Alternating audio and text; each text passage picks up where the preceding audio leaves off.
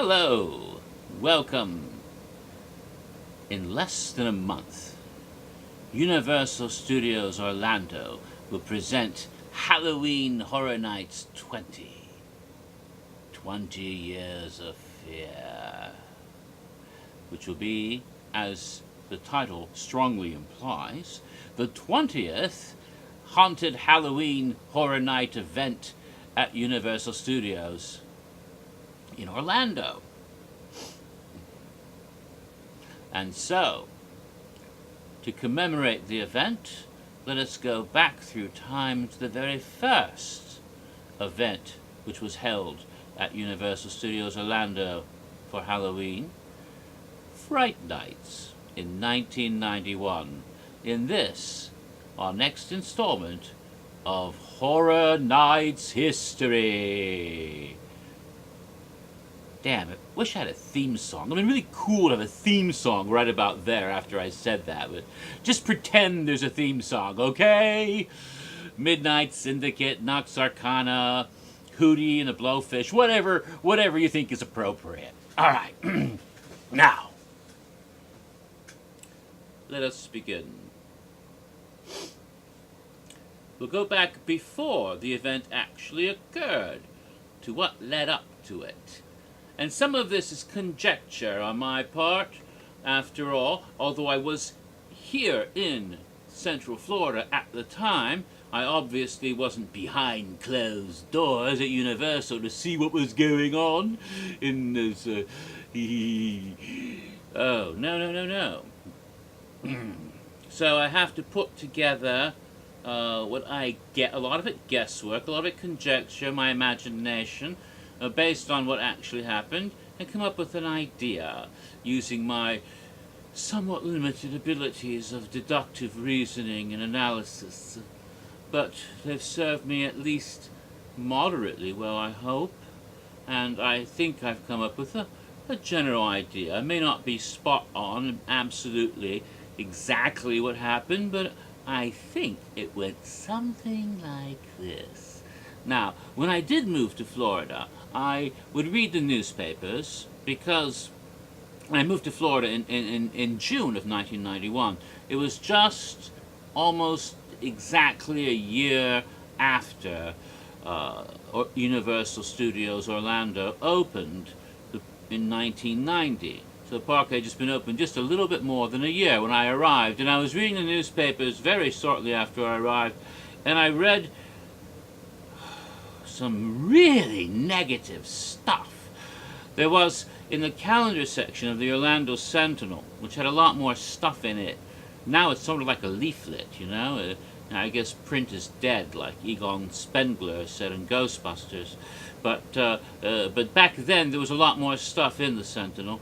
And I was reading in the calendar section a woman reporter who had taken her family to Universal and to see what the park was like a year after it opened, and I could tell this one was practically a shill for Disney. Now, I can understand easily how in the early days of Universal Studios that the Sentinel, which was like totally, in Disney's, behind Walt Disney World, because that was the source of life and income and tourism, the life's blood of Central Florida at that time, and any threat to Disney could be a threat to us all. So I could understand why they might be a little bit cautious, wary, or even antagonistic to those upstarts over on, off of Kirkman there in Orlando. So they're probably a little wary about that, but this was more than that. This was downright hostile. I really began to think, is this one being paid by the mouse? I don't know. But the article went something like this. It's like, well, I took my family to Universal a year after it opened. When I go to Disney, amen, with my children, I'm greeted by Snow White and Cinderella and Mickey Mouse and Goofy and all these wonder wonderful, happy childhood memories. But I go to Universal. Who greets me? The Frankenstein monster, Dracula. Ah! Horrible. I don't want to expose my children to fiends. I look up at Disney and I see Cinderella's castle, the subject of childhood fantasy. I go to Universal. What do I see? The Bates Motel, the big, huge, scary, haunted structure where Norman Bates, dressing in drag like some sort of pervert, stabs you to death while you're naked in the shower. I go to Disney, and my little children can ride on the teacups with Alice, and they can fly over the air with Dumbo or Peter Pan, and they can visit Mickey and Donald, and they can go on the Pirates of the Caribbean and the Small World. Oh, storybook wonders come to life at Universal. What kind of rides do they have for us there? What kind of attractions? An earthquake? Where the city is destroyed, and fire and destruction and death, disaster. Gigantic ape King Kong's a monster that terrorizes and destroys a city. Ghostbusters with spooky, scary ghosts that are occult and satanic, and then you have Jaws with a man-eating shark that's going to rip your flesh and eat, but it isn't even working properly yet. It's been more than a year, and they still haven't got the ride open, and they don't think it's going to be open yet for another year or two. And people pay good money to come here because they've hyped Jaws in the newspapers and the media before they open the park. Come to Universal and ride Jaws. And they come here and they see it's not even open and they want their money back. And they're right. They should get their money back. And what else do they have? Oh, they have Back to the Future. And even a giant, huge dinosaur will swallow you alive.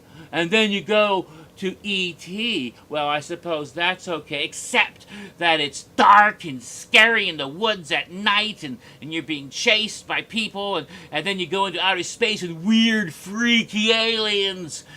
The whole thing is creepy and scary and dark, and not everyone there is clean-cut as Disney, where the people who work there are all clean-cut with short hair and clean-shaven, and all can speak English properly, and are all, remember, this was 1991, not today.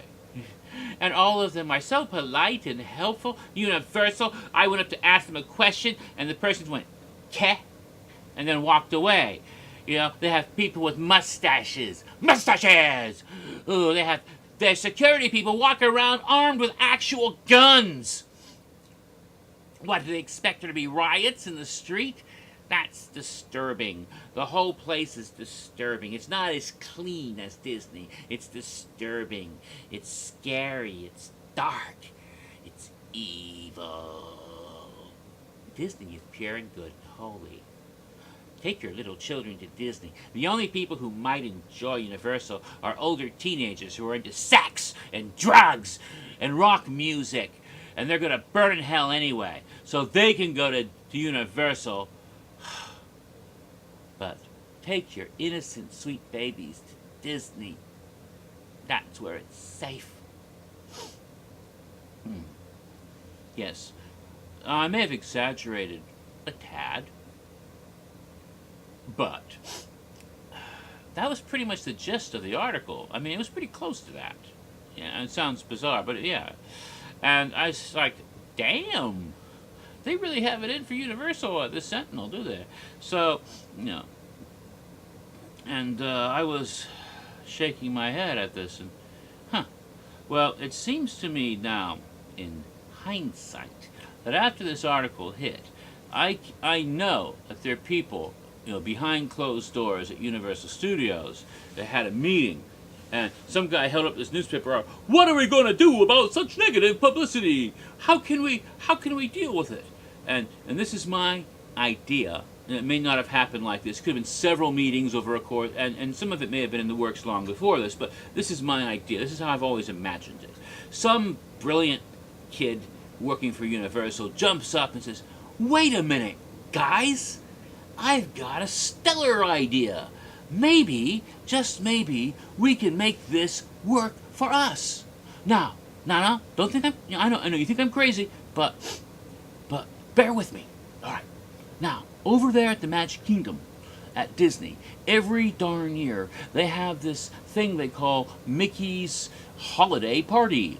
And why do they call it that? Because nowadays they don't want to call it Mickey's Christmas Party anymore, because there's Jews and Muslims and other people who don't celebrate Christmas, and they might not appreciate having to go to a Christmas party, but they want to get everyone to come and spend their money at Disney, not just the Christians. So yeah, we'll call it the Holiday Party, and we'll get everyone to come here and spend their money after hours, during off-season, to go in for more, spend more money to stay at the park later when it normally be closed, just because they have a parade, and they give you an ornament that costs, a couple cents to make, and take a photograph. And because of that, oh my goodness, it's Disney's Holiday Party. And we're shelling out the bucks. It's a brilliant thing. It's worked for years. They make buku dollars and now we can't compete with that because, they got Christmas in the bag. But the lady said, "The little kids want this." Hey, here's a clip. Okay, those hellbound teenagers and everyone else, let's get them to come to an awesome Halloween party. Disney doesn't own that holiday, but we could. Now, a couple years ago, back in California, they had a Halloween party there at Universal Studios Hollywood, and they had some trouble. Now, we know about the trouble. They don't know about that trouble over here in Florida. We're miles away from Hollywood, and they've forgotten. They didn't even know about it, or they forgot about it, and they hadn't heard about it. Here, we can do this Halloween party. There'll be no bad publicity. People come to, let's have a Halloween party at Universal. Okay? And we can hype up the very negative publicity from this article. It says, it's scary and dark. Yeah, for Halloween. Scary and dark. Excellent. And even the fact that the Jaws ride, goddamn shark, still doesn't work, and we can't get our shark up, we can take advantage of that too. They've got these haunted attractions at various parts of the country where they do a haunted house with set design and scary characters. There's even one that just opened in the center of Orlando downtown called Terror on Church Street, and they do a pretty good job. We can do better because we are a production film company. We've got sets and sound stages. We know how to make set design and characters and costume. We've got that. Plus we have the history of Universal Studios behind us and the history of Universal Horror behind us. And we can take this and build a awesome haunted house. That's better than Church Street. That's better than any of those other haunted attractions anywhere. We can make the most knock your socks off, scare you, make you wet yourself haunted house ever. And we can put it in Jaws, which isn't, we've got all that space where the line is supposed to go to get into Jaws that we've left sitting there behind a tarp since the park opened because the ride isn't functioning yet. Let's build our haunted house right there and take advantage of that. Isn't that awesome? And they said, that idea is so crazy it might just work. And so that's what they did. Now, some of these things may have been planned earlier than the summer of 1991, and maybe back in 1990. But it was, I'm sure, to take advantage of the fact that Jaws wasn't working.